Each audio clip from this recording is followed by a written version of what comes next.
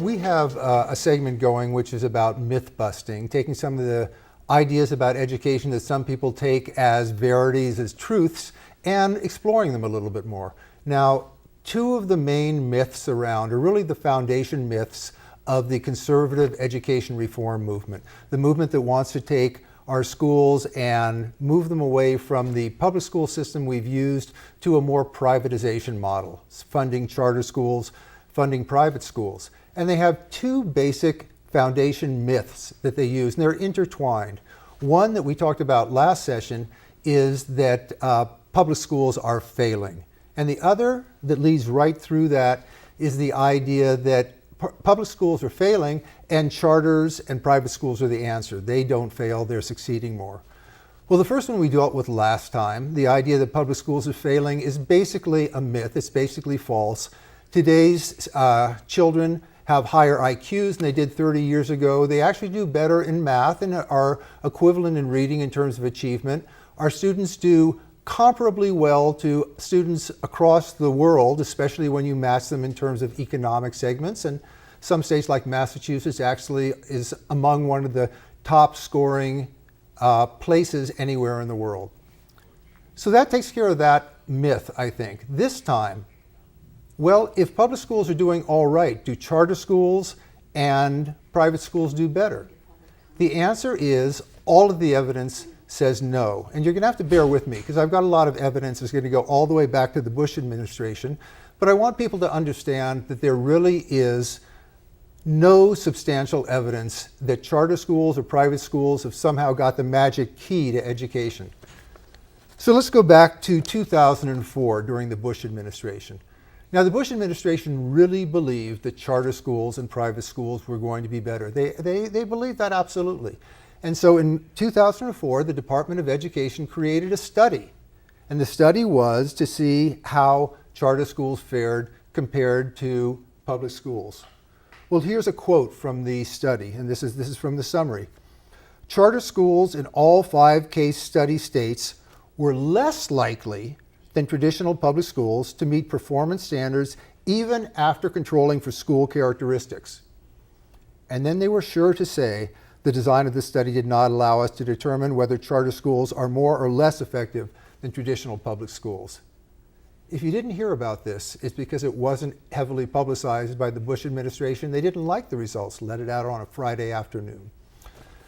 But they were sure that private schools, anyway, would fare better than public schools. So they went and did, 2 years later, in 2006, an equivalent study comparing private schools and public schools. Again, a direct quote from the summary. When school averages are adjusted so that the students are similar, the average public school was significantly higher than the average for private schools for grade 4 mathematics and not significantly different for reading. At grade 8, the average for private schools was significantly higher than the average for public schools in reading, but not significantly different for mathematics. In other words, it was a wash, a little bit better here, a little bit worse there, but no indication. And remember, we're not getting a study from school unions or teachers unions. We're not getting a study from a left-wing progressive organization. This is coming from the Bush administration. Well, in 2009, Stanford University put together a study of charter school performance in 16 states to see how it compared to the performance of traditional schools. Out of the 16 states, in 5 states, charter school students performed better than students in the traditional public schools. In 6 states, charter school students performed worse than students in traditional public schools. By the way, one of those 6 states where they performed worse was Arizona.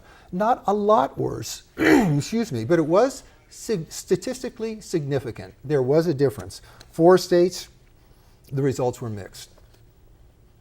How about private schools? Well, in Milwaukee, for 20 years, in Milwaukee, Wisconsin, they've had vouchers. In other words, they've been sending students to private schools on the government's dime, paying for them with school vouchers. So they have a 20-year-old program to look at.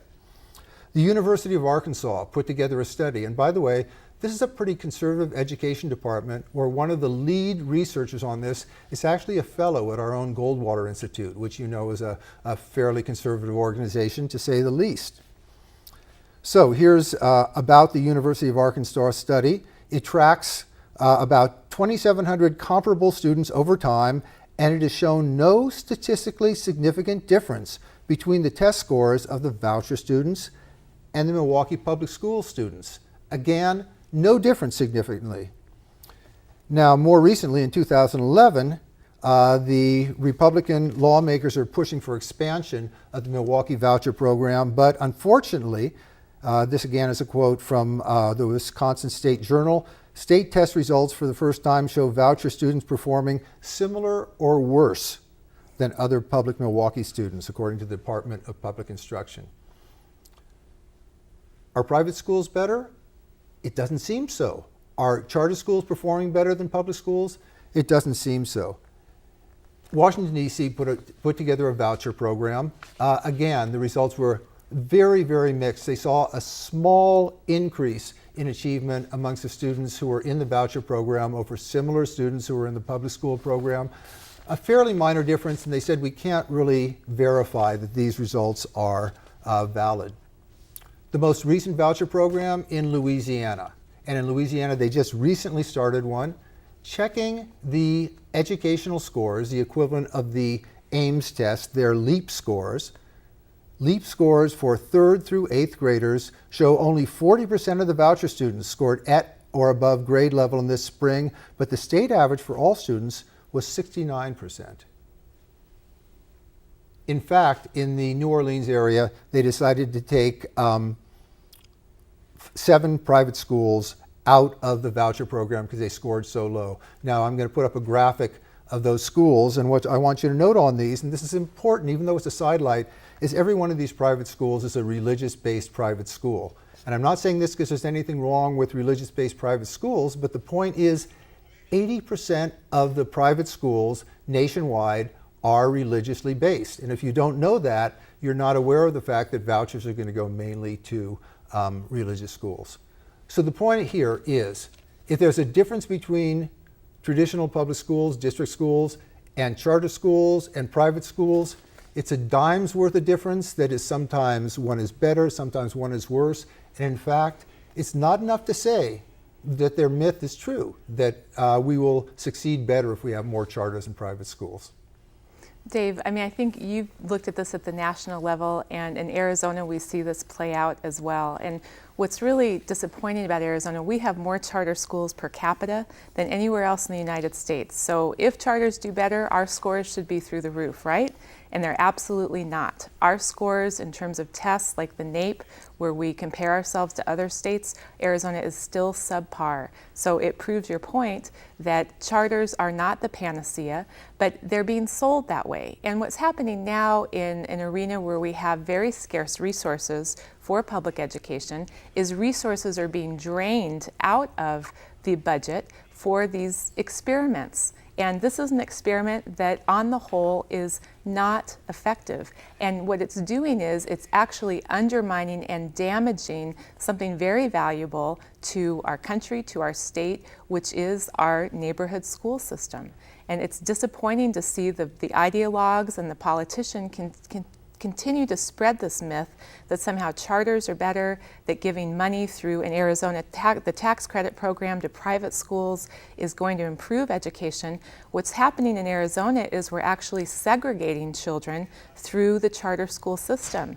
In Arizona, there are fewer poor children in charter schools. There are fewer Latino children in charter schools. There's a much lower percentage of children with disabilities in charter schools. So all we've achieved here in Arizona is a new way of segregating children and providing a privatized education to the more advantaged kids that have resourceful parents who are able to transport them and have the wherewithal to get them to a charter school. In my mind, that's all we've accomplished. And bottom line is, we don't have better results for it. Absolutely If we had not. better results, that would be different. Now, you'll hear how they have better results because you'll hear about the premier schools that are doing a wonderful job, and that's just cherry picking.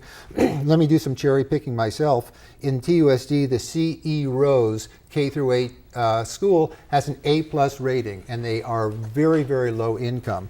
The Flowing Wells High School an A+ rating with the state. Again, very low income. So if I want to cherry pick, I can talk about those wonderful public schools as well. That's right.